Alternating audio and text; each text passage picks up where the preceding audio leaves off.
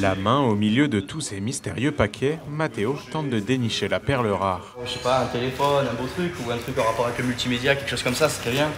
Tous ces emballages sont des colis perdus ou abandonnés. Ni lui, ni le vendeur ne sait ce qu'il trouvera à l'intérieur. Ah, je crois que je vais rester sur celui-là, j'aime bien celui-là, honnêtement. Celui-là? Ouais. Je le mets de côté? Ouais, c'est bon, ouais, je vais le prendre. Ouais, bah là on a 4 euros, monsieur. Ah, Et c'est 100 bon, grammes. c'est bon. On part sur ça? Ouais, on part sur ça, c'est Ouais, bon. ok. Ah bah voilà pour vous. Merci beaucoup. Merci beaucoup, monsieur. Bonne journée à vous. Au revoir. Et surprise, Oh bien. C'est une montre bracelet connecté.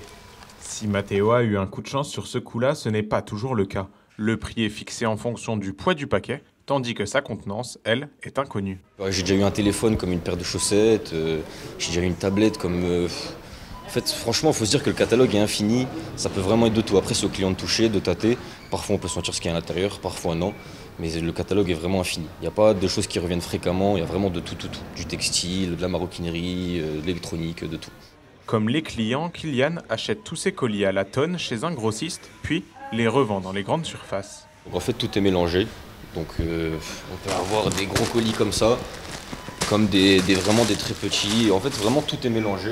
Ça varie un petit peu. On peut avoir du 1, 2, 3, 4, 5 kilos. On peut avoir un petit peu tout. Les gens touchent. Hop, celui-là, il me plaît. On me le passe, je le pèse et je leur dis le prix. Chacun sa technique, soit on y va d'un coup comme ça.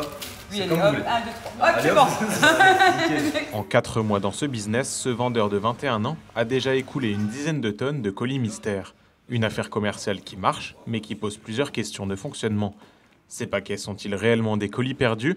Les grands groupes s'en servent-ils pour écouler des invendus? Et surtout, quelle est la fiabilité de cette démarche commerciale pour le consommateur?